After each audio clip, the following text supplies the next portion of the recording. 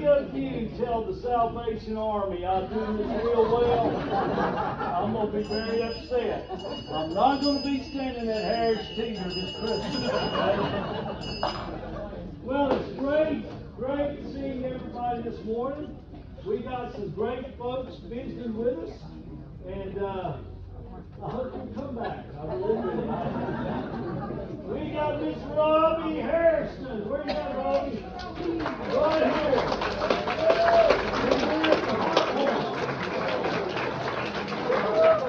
Janice Miller's right over here. We're seeing Janice this morning. And we got Patricia Knight. Flew in all the way from Jamestown. We would have been here earlier, but there was a problem and picking up the luggage. But it's great having all of you this morning. Now let's get to the fun part. Let's see, the 21st. Yes. Leanne Boyd. For that excitement, 29. I'll take 49. I don't Mr. Mike Flanders. Tuesday. I'm glad you made it. Being 33, and all that. Dana Peck. 33 on Wednesday.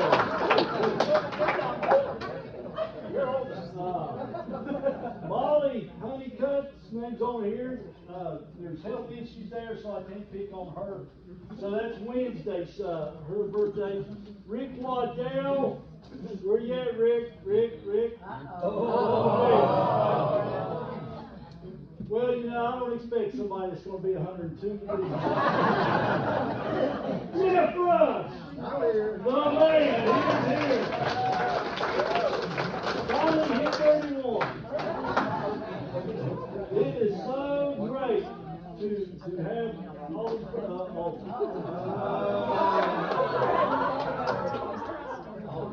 For the record, I am not 91.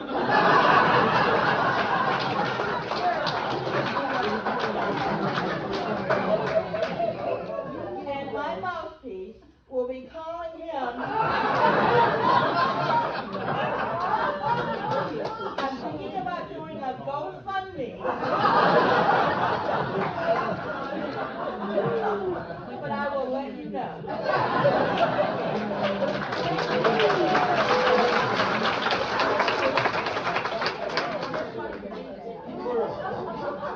For all of you that want to know, actually I was served on Thursday.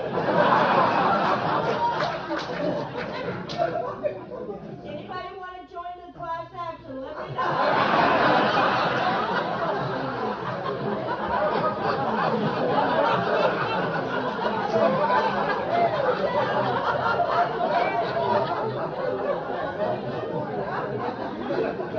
I should have went to Alaska with the rest of them. Should have, could have. Hallelujah, they'll be back tomorrow. Miss Ann, how was the ladies' dinner? It was great. All right. Did you find the clipboards for the lunch? Okay. Don't forget, next Sunday after worship. Now, for some of you coming early, you done been to worship, and then you go to Sunday school. Don't be bailing out next Sunday now. We're having our luncheon afterwards. And barbecue and hot dogs and all that's a tailgate luncheon. We got people decorating tables with their favorite college. Go Cowboys. Professional football teams, okay? So we provide the main entrees. So if we can't find the sheets, bring something that goes with hot dogs and barbecue. Pretty simple. We need chips, we need slaw, both barbecue and white slaw. Desserts, gotta have desserts. Lima beans. Huh? Lima beans. Baked beans. But anyhow, please remember that. Then on September the 15th, we're having a kickoff to fall at the Madden's house. And any of you that were there last year, we had a great time. So, those are some things we've got coming up. And Carol and I both want to thank you for all the prayers. Having two brothers having serious things going on at the same time is a little rough. We're going down to Charlotte tomorrow to see her brother. My brother Tommy, you prayed, and I gave you great news last Sunday. He went to the doctor on Thursday and found out that they were going to have to take his leg on Friday. But he's in great spirits. The surgery went well, and so he was a combat medic with the 82nd Airborne. So he's used to seeing tough stuff. But this lady had him about falling out of his bed laughing yesterday, so he's in great spirits. Carol's brother has took another kind of downturn. He was sent to long-term rehab down in Pineville, just south of Charlotte, and his blood pressure started dropping. He's in right now septic shock, and so they had to transfer him to the hospital right across the parking lot. So he's back in ICU over there. So it's been 49 days for him. He's been paralyzed 47 of the 49 days and can't communicate or anything. So we just pray. They say this syndrome, I think it's called Guillain-Barré syndrome. It's tough stuff, and it takes a long time. So it's just tough seeing a guy so physically fit laying there and he can't do anything. So if you don't mind, just remember to lift him up in prayer. What's his name, Skip? David Helm. All right. David Helm. Well, again, for those of you who don't know, especially those of you visiting, we got 10 couples that's been in Alaska, and they're flying back in tomorrow. From my understanding, they should be here about lunchtime tomorrow. We're not going to greet them. I'm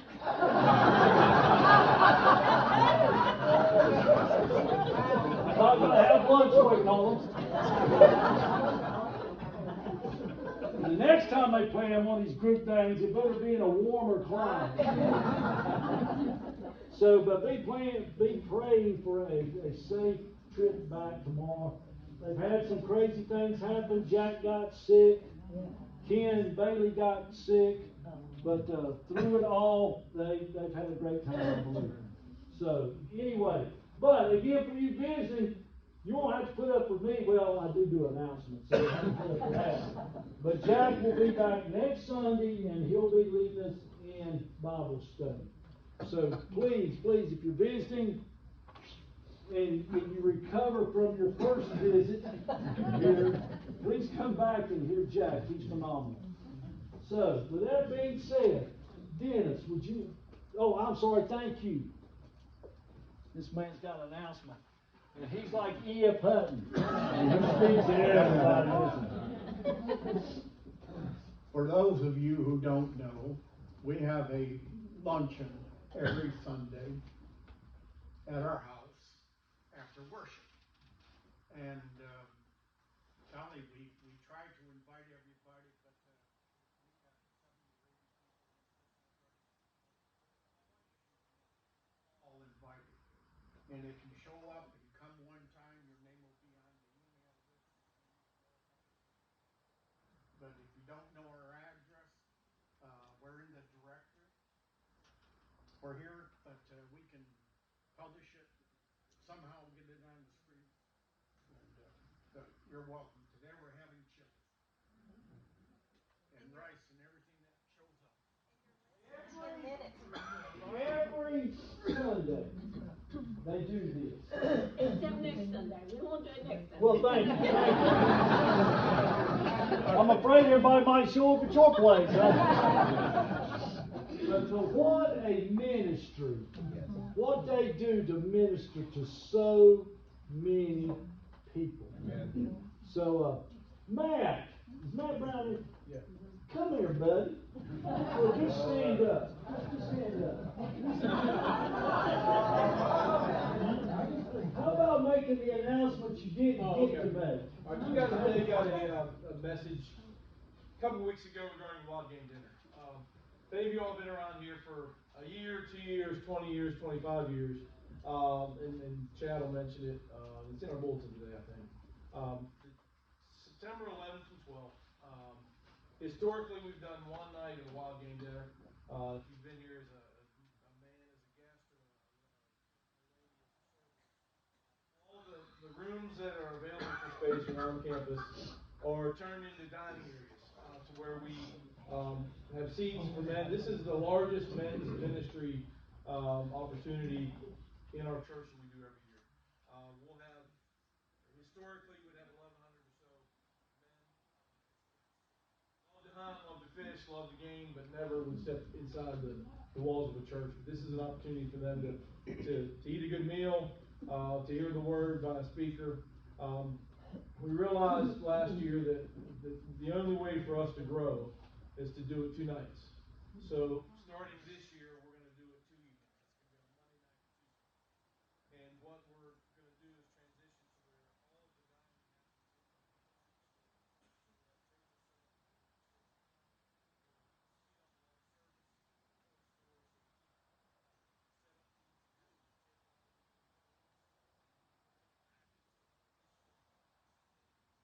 all of the dining but that being said, Wild Game Dinner will be 2 nights. If you've ever been a guest, you file in, you get greeted, and then the chaos of getting to your space to get your food, you find your seat, then you work your way back into the main auditorium. This year, they'll be greeted from the center at their table where they're sitting at. We'll then disperse to be fed. Everything will be on one floor, so a lot less wear and tear on furniture and space in the property. But that being said, we're going to be, because we have 2 nights, we're going to be able to grow the numbers. So there's just numbers of physical food that has to happen and prep that needs to occur. So we're going to, I help head up the food prep part of this organization. So we're going to be doing 2 days worth of prep prior. So Saturday, starting at 8 throughout the afternoon, and then immediately after church on that Sunday morning, which is, I guess, the 10th afternoon, we're going to be doing more prep, turning the sanctuary into seating space with chairs all around it. So many opportunities to serve. Ladies, in the past, I know Chris Klein will be down here probably in a week or so, putting out sign-up sheets for those that are interested in serving. So there'll be 2 nights worth of service that go on. So if you are, this is, and I want to keep this very, very gentle. This is a men's ministry opportunity. When ladies are in the crowd, sometimes it handcuffs the speaker to talk to men like men need to be talked to. If you can kind of gently understand that. Sometimes it really handcuffs them on speaker. This year's speaker is the guy who lives in Kernersville. Why a guy driving monster trucks lives in Kernersville? He does. It's kind of cool. He'll be the speaker 2 nights in a row. So, that's kind of a manly thing. Usually there's a NASCAR car outside. So, it's just all the things that a gamesman would appreciate. But from the standpoint of service, ministry opportunity, Saturday if you're available, Sunday afternoon if you're available, Monday and Tuesday during the day if you're available, but then specifically at nighttime on Monday and Tuesday if you're able to serve. It's just an hour and a half or so service. So ladies, if you're interested in serving, that's a huge ministry for our guys. They can get in, get out, get fed, and get ministered to. And then from the dessert side of the things, we always set up a tray of desserts in the middle of the table. So as a guest comes in, they'll be sitting at a table, and in the middle of that table will be preset dessert already, which will keep from having a lot of movement during the post-meal time. So you'll hear more details about that coming down the line. But this class is a serving class, so I figured why not hit you hard. So if you're available for that weekend, again, it's a huge ministry opportunity. If you've not been here before, if you're new to our church, the front of the sanctuary will look like the Cabela's. I mean, there are wild game, taxidermy all over the place. You'll see it probably that Sunday before, certainly, because it'll be outfitted for that week. So, ministry opportunity. Hopefully, you guys will consider it. Thanks, Matt. Thank you. Guys, this is a big event. Big event. So please help out wherever you can. I want to also remember this morning Steve Bash. Steve was supposed to be teaching this morning. And he's been in the hospital. He's had some infection in his leg. So just pray for a recovery for him and that he'll be feeling much better soon. So Dennis, would you open us up in prayer? God, we adore you as a God in our life. And God, we honor you as our Father. We worship you as our King. And God, we're so thankful for all the many blessings that you've given each and every one of us. God, and we continue to ask for those blessings upon our lives, for the blessings upon our family, and God, for the blessings upon our church, for the blessings upon this class, God. And God, this morning I lift Skip up to you, God, and I'm asking you to use him in a mighty, mighty way this morning, to bring your message that will minister to each and every life in here.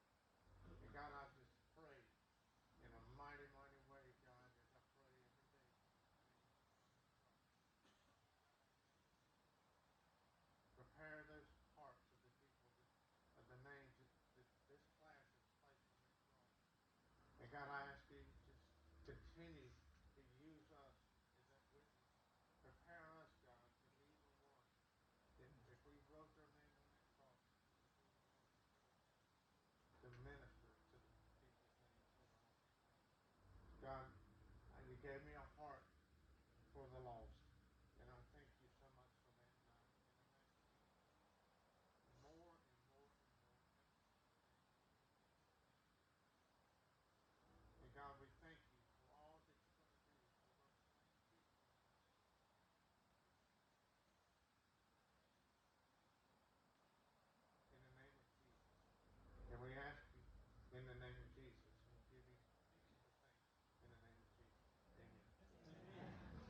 Well, I appreciate Dennis praying for me, but I'm not going to torture you 2 Sundays in a row. I've asked Melissa Poston and Lynn Sloop to share with us this morning. And Melissa's been on how many? 3 trips, mission trips this summer. So she's going to share with us about some of the things she's done. And Lynn's our go-to guy here at the church. We're just fortunate that he's in our class when he comes to missions. And we're not, believe it or not, I know it's hard to start talking about Thanksgiving and Christmas, but we're going to blink and it's going to be here. So he's going to be talking to us about some ministry activities that this group has been doing for years coming up this time of year. So Melissa, if you'll come up and share, let's give her a warm. Good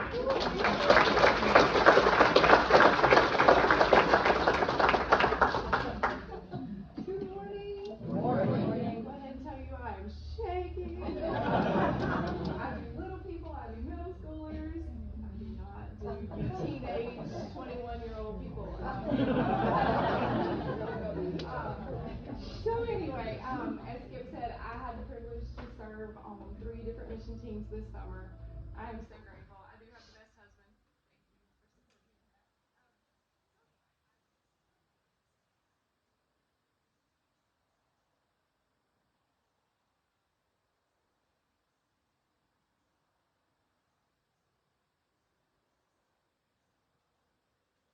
To encourage people to come to a church plant that they are starting.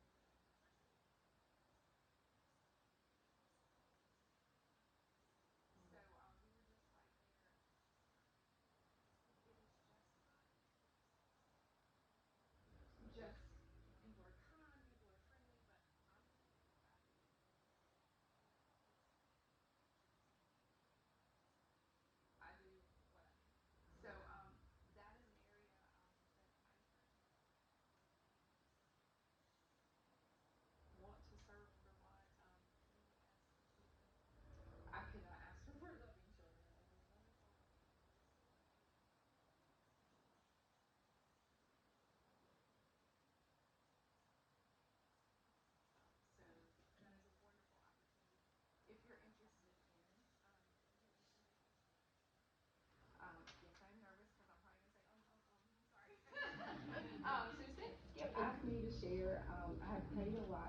I would show you what he wants me to speak about, not what Melissa wants you to hear. In Romania, yeah, I also went with Pastor Chad and a few others on vision trips with them this summer. I just don't feel like I could share with you enough or have enough time if I had to go through that one. But Romania is very special to me because that missionary family, they came and spoke to us last fall. I don't know if anybody ever stayed with Chris Anderson. They have been in Romania for 16 years. They are such a sweet family. They have 7 children, 5 biological children and 2 adopted children in Romania. Um, my daughter went on that trip as well, and we got so attached to that family. Just, they are amazing. So on this trip, we went in July. It was very hot in July in Romania, and air conditioning is not, it is not very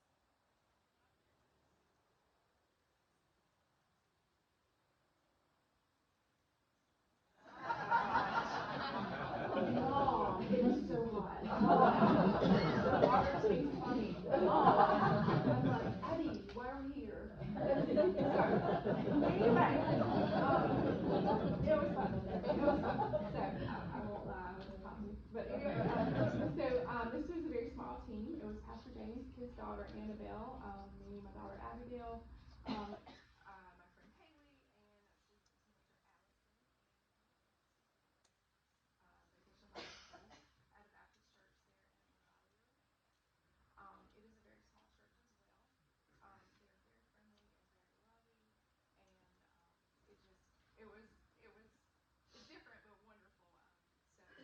Um, the 41st week with Pastor James, we decided to shop at Friday night at the bookstore. And after that discipleship workshop, we walked around Megalia. It is a tourist town, and it is beautiful because it is on the Black Sea. And I stepped in the Black Sea, like just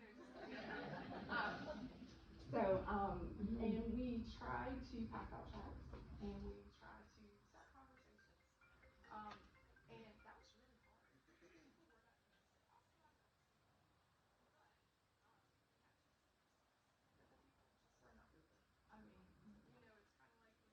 I don't know if some of y'all got this, but we got a lot of like, you'd be like, hi, and they would say, and they'd be like, I'm like, and my leg's gone. Anyway, and I want to share things with you, but it was disappointing. Like, I think Pastor James got a conversation out of like 10 minutes, and it was very disheartening. But it gets better. Melissa Manning, the special intercessor, has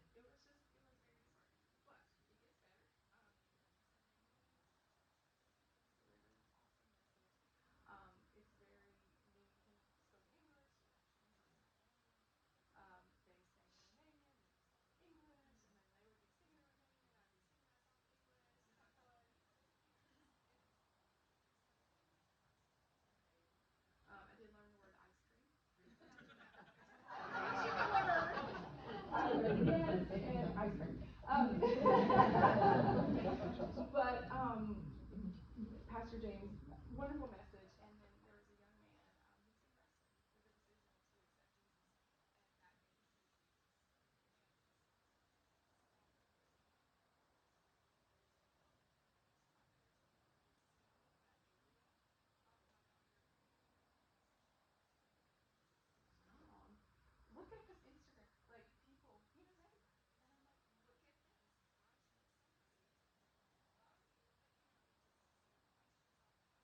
But anyway, just I think the thing that touched me a lot that day is the pastor, um, when he was talking, his heart, he was crying, and it just, his heart is for Romania. And so if you Google it, it's like 82% Roman Orthodox, 6% Protestant, 4% Roman Catholic, and there's some other stuff in there. But in talking with them, talking with the Andersons, Romania, especially southern Romania, is not reached for Jesus. It is, Romanian Orthodox is quite different from what I understand. There's a lot of the true gospel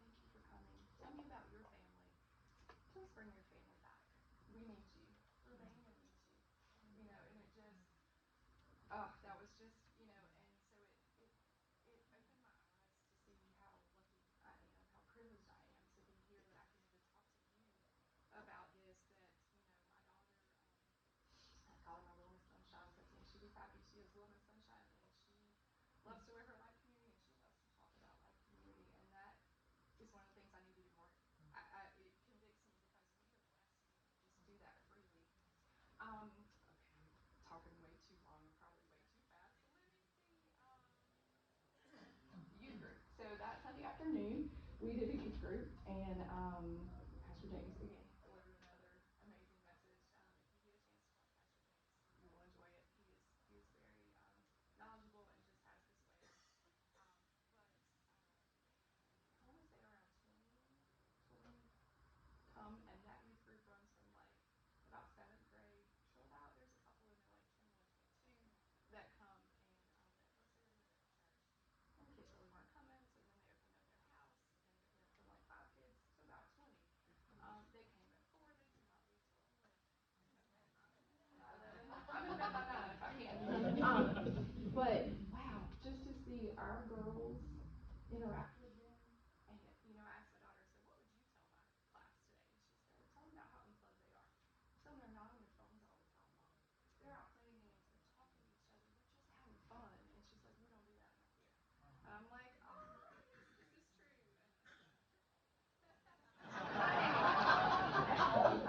And let's see as I flip around on all my notes. But it was just wonderful to see them unplugged. I want to tell you just a little bit about the Hoos family, and then I'll stop yapping. The Andersons, like I said, they've been there 16 years. They visited us in Greenville, and they visited us on the south side of Houston, and we were there. Faith and I connected like I never thought. This has probably been one of the hardest years of my life. For those of you who know, our son had a lot of health problems and some other things that have been going on, but she has a 20-year-old son as well. And by the time we finished the conversation, I was like, still not forgetting God. Like it just, but just to be able to talk through some things with her and comfort each other. Like, I don't know who got encouraged more, me or her. And I'm like, well, let's just be here. But, and it was just nice. I think she appreciated having a mom, with her doing just the household things and just helping, because it has been hard for her to make friends in Romania. There's the language thing, there's the fact that she's a Christian. So that was just a huge blessing to me. And but we did do a few things. We did some painting and some wallpapering, and not pastel wallpaper because we don't want stuff on anything. So that was fun. But it just, I feel like I could go on and on and on. I'm just really thankful that I got the opportunity to do so much, and it was out of my comfort zone, especially the language. I tried all these foods, and I'm like, you can't go wrong. So I think that's one of the things, if you get a chance or if you're interested in missions, pick up the Sent book. We are sent, and staying comfortable. It was totally out of my element. This is completely out of my element. Thank y'all for being so kind. But I would love to talk with anyone that's interested in it. If you have any questions, I'll be happy to share. But it is a blessing to get out of your comfort zone and to go love on somebody and just to share Jesus in any way that you can. So, thank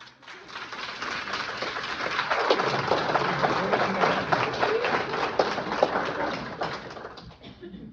Thank you, Melissa. Love your enthusiasm. And just like Melissa talks about it, it's a life-changing experience anytime you go on a mission trip, whether it's here locally or internationally. I know many of y'all have been on many mission trips before, and you have similar experiences to share. And there's always that enthusiasm when you come back, because even though you went there to minister and evangelize and witness, you come away as your heart is touched forever. And it is life-changing. It really is, especially first-time people that go. Skip didn't tell me I was going to have the rest of the class here today. He asked me to share a little bit about some upcoming events. Share whatever you want. That's what I'll do. I'll take over.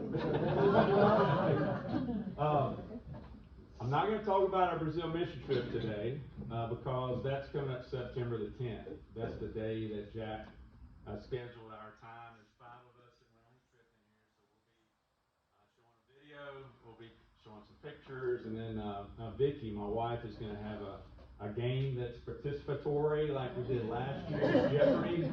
This year it's going to be $10,000 pyramid. Is that what it's? Was it 10,000? I mean, that was so long ago. I think it was 20. $10,000 back then was a lot of money. It still is. But anyway, it's not too early to start talking about Samaritan's Purse, Operation Christmas Child. It's going to be here before we know it. And y'all, I am cringing over the gold that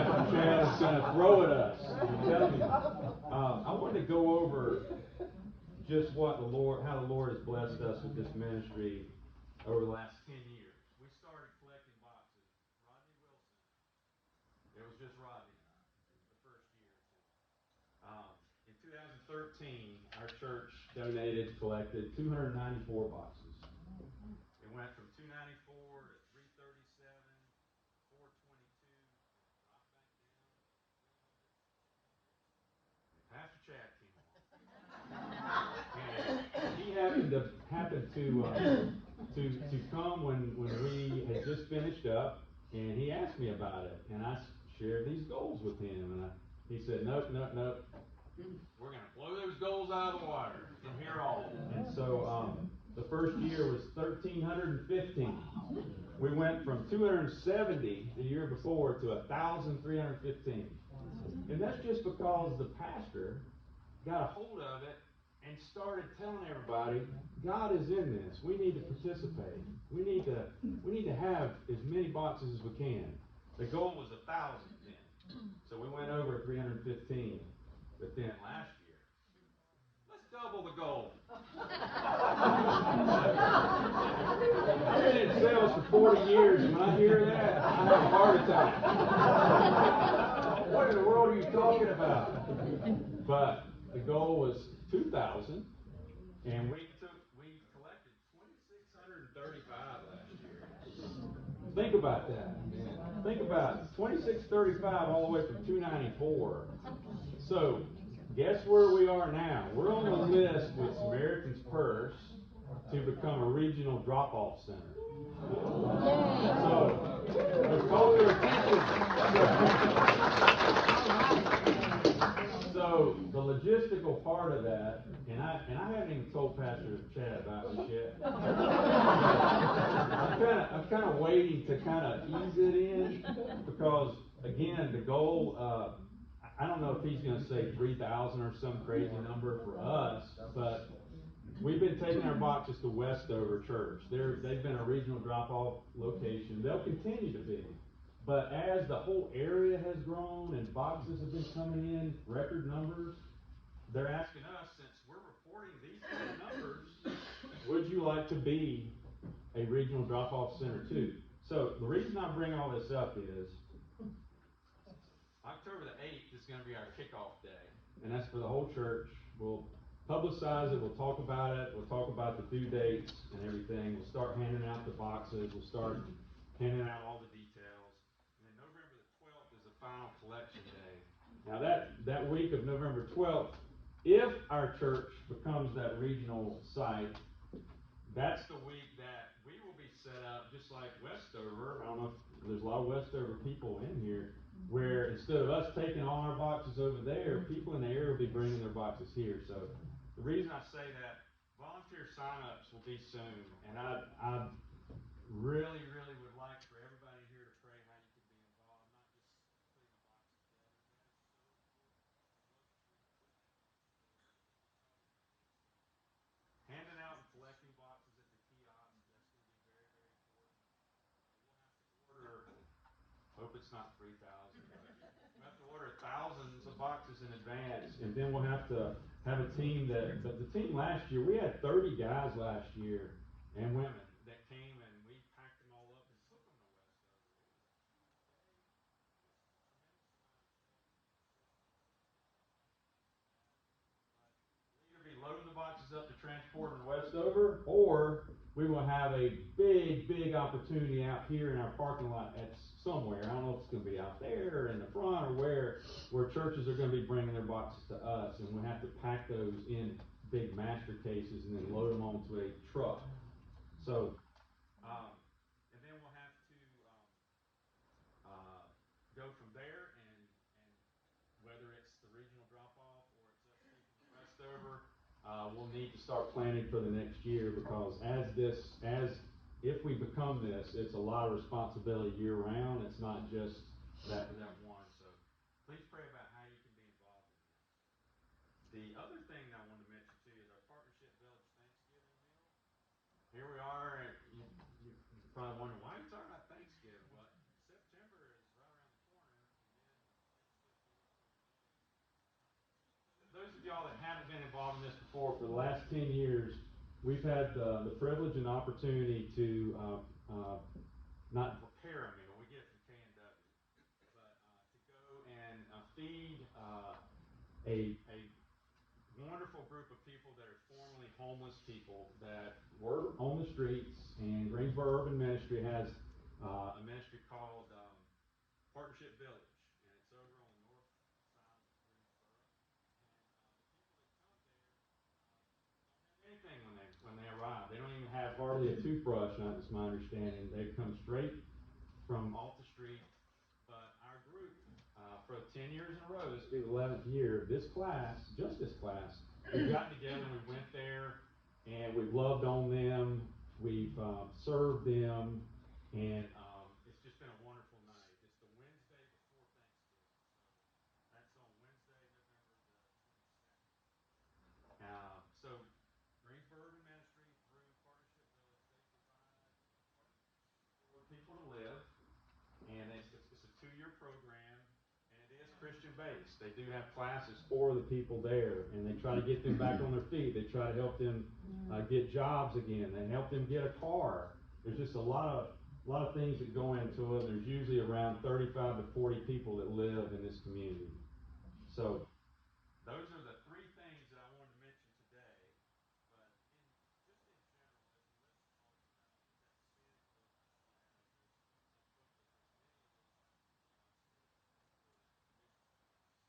I would just urge y'all, let's don't wait until the missions conference comes up in March, which is going to be an awesome time where all of our mission partners come. Let's don't wait till then to start praying about how each of us, if God calls you, and that's so important, you have to be called to go on one of these mission trips. So many people say, well, God hasn't called me to this. That's between you and the Lord. I would never, no one here at church would ever pressure anybody into going. But I can tell you this, you don't have to go to Romania or the Middle East or Brazil for a mission trip. There's many opportunities here in the States. You heard Melissa talk about the Virginia trip.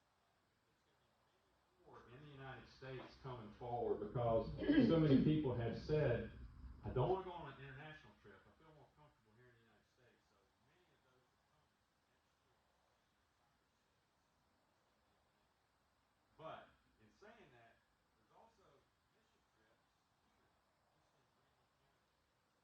We call this Guilford County. 23 years I lived in Greenville, South Carolina. Greenville County. And we went and visited friends last Sunday. And we went to church down there, our old church, so I still had Greenville on my map. Thanks for correcting me. That was kind of odd that came out of my mouth. But anyway, Guilford County, there's many opportunities just right here. We have at least 12 mission partners right here around us. So just pray about it. And if you have ever have any questions, feel free to reach out to me or reach out to Pastor James, as Melissa talked about. So, any questions at all about anything that I mentioned to you? Thank you so much in advance for being involved with our class projects that we're doing here. And just y'all are so awesome, and we'll talk more about it on September the 10th. I don't want to talk about it now to let everything out of the bag, but the mission trip to Brazil was wonderful. So wonderful. We saw God working in many, many ways. But when we handed out all those clothes and all those toys and all those toothbrushes and toothpaste and just everything that everybody in this class was donating, y'all were there. Just remember that. When you donate, or you donate money to help with the construction fund, every one of y'all, you're there. And so we recognize that, and we feel your prayers more so than ever. I'm sure Melissa will testify to that. When you're on a mission trip, you feel the prayers of people. Those of y'all that have been on trips, you know. So anyway, any questions at all? How many hygiene kits are you going to get this year for need? Last year we had 250, which usually we have 150. So 250, I had 100 more than last year. And the team that put all of that together was absolutely amazing. Um, I can't even begin to describe how much time that saved our team when we got together on the Thursday night before we exactly 9. And those kits were put together by the people in this class. And they were just in quart size bags. We just have an assembly line usually. I'm sure that's the way you guys do it. So, great question. 250, but we'll take as many as we possibly can. If we have, I would ask you, this is so easy to do. Next time you're at your 6-month checkup at the dentist, just say your Sunday school class has a kit. And do you have any toothbrushes and toothpaste that you can donate? Every single dentist, I've never seen dentists that's turn that down. They will do that. They'll give you a box or two, 50 or 100 little child-sized toothbrushes and toothpaste. So please go ahead and start asking for that. We'll start collecting soon, right over here in the corner. So, great questions. Any other questions? Yes. So Lee, what would be involved with our church becoming a regional drop-off center? Do you know? I do. Okay. I do. I just didn't want to go into all the details, but we can certainly do that. That's a great question. So in advance, they would deliver basically a trailer, like a tractor trailer. They would deliver that to our parking lot, and they would give us master cases, huge cases, and I believe that 25, and please correct me if I'm wrong on that, those of y'all that were with us last year, or 50 boxes of mail. One or the other. And we would not only be responsible for doing our own churches, 2,500, 3,000, but we would, no, don't say 4, no. You know I'm kidding about that. We'll do whatever number Pastor Chad has, but any kind of, stepping stone, not all at one time. But, so we would need volunteers every day, Monday, Tuesday, Wednesday, Thursday, Friday, and then Monday of the following week on that final collection day. We would need a lot of volunteers. We're talking 20 to 30 people that will be there all day long in our parking lot to, when churches come driving up with their drop-off their boxes, we take them out of there, we count them, we sign everything. Everything is an iPad that goes straight into the connected port. It has a name, it has a number of boxes that get dropped off. We would keep record keeping as well. And then we would pack those master cases into a tray. And then at the end of all that, the next week, America's First will send a truck here to pick it up from the facility and take it either to Boone or Charlotte to be counted as volunteers. So it's going to be a very detailed process where we'll need a whole lot of volunteers. So it'll be awesome to see how God has taken this from the early years to that. So if we can be a light to the community on other sides of the planet,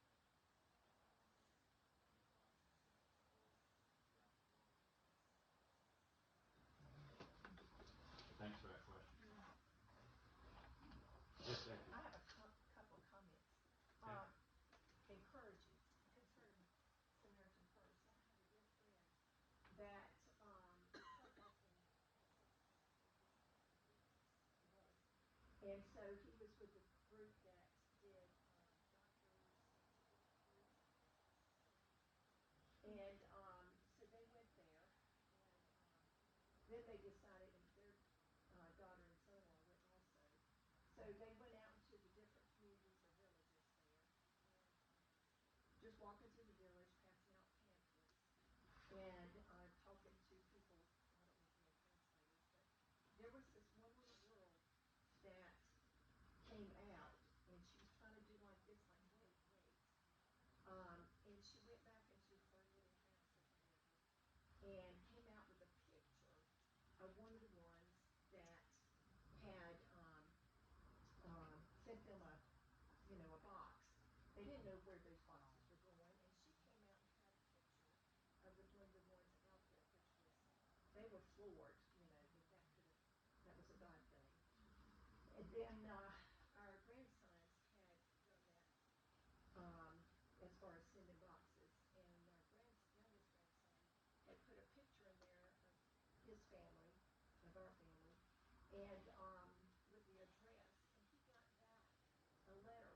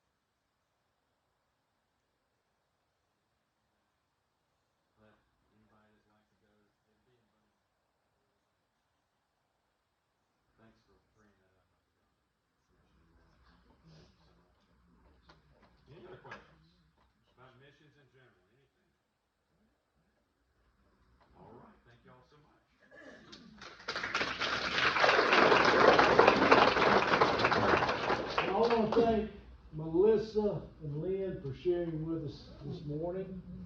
And we have Karen Corbett right here that works at Samaritan's Purse right here in Greensboro. Joe Prophet is not here this morning, but he's the flight engineer on the DC-8 out there. Is that right? Yeah. And you also have a newer plane, a 757 that they've brought in. Right here in Greensboro, folks. And they fly all over the world in some very, very dangerous places. So please pray for them. So again, if you're visiting with us this morning, this is totally different than what we normally do, but it's great information with things that's getting ready to come up here at the church. This class is a huge part of what goes on with missions right here, and we want to thank everybody through it. And as I think one thing Lynn pointed out, even when you're not able to go, contributions and prayers are unbelievably important. You have a part when this child comes out and she's got a picture of a shoebox. I mean, it's just huge.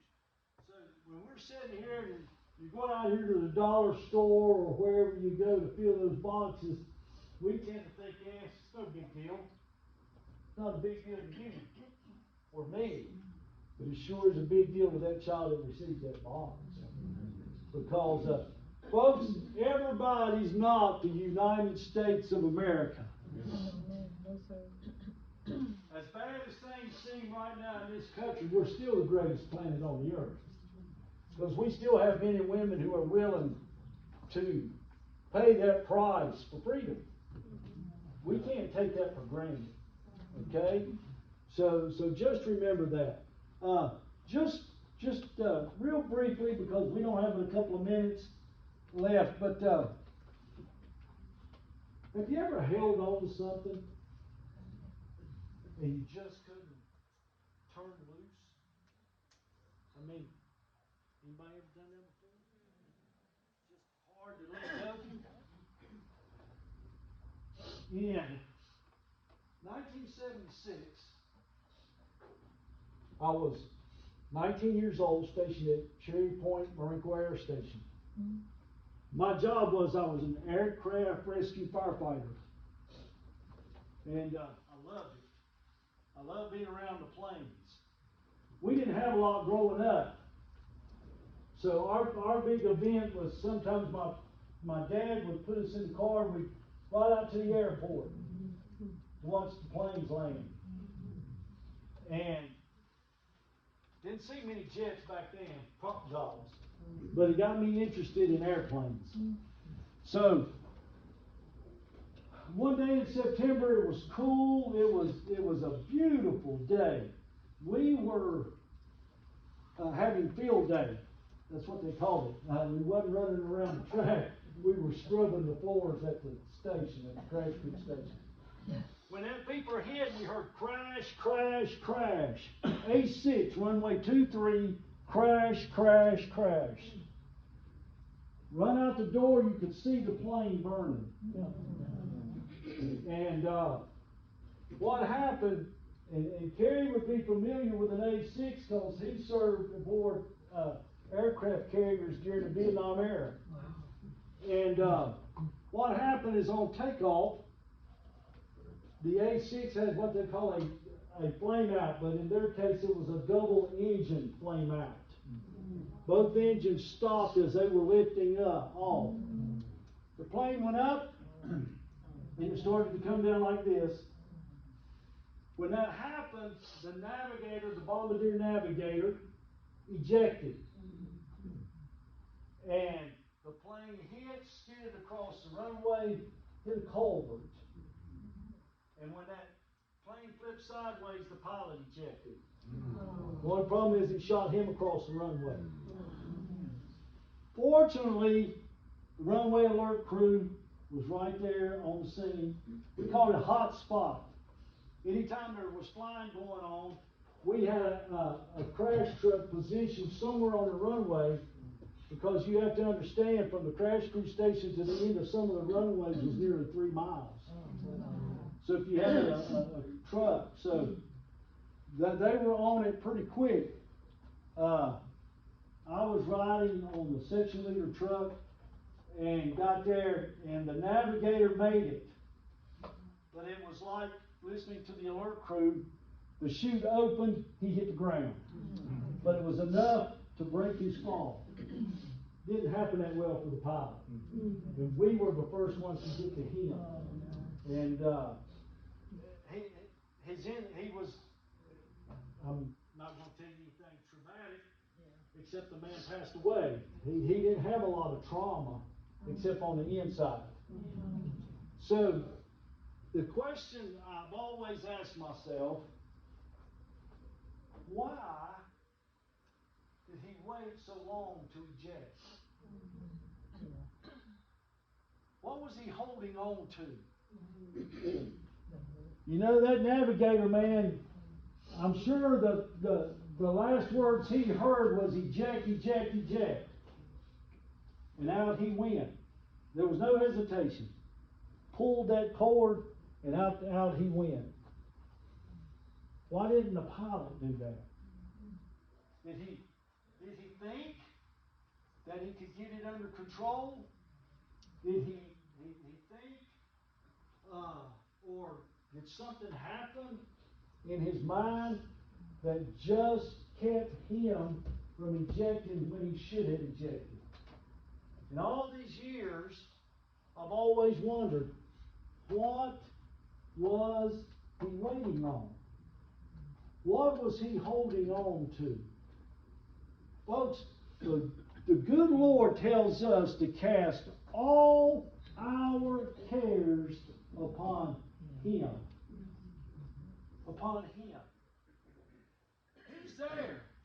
He's there. He's telling us to cast our cares upon Him. There's not a person in here that hasn't been through heartache. I mean, just not. I mean, some of you are Duke fans.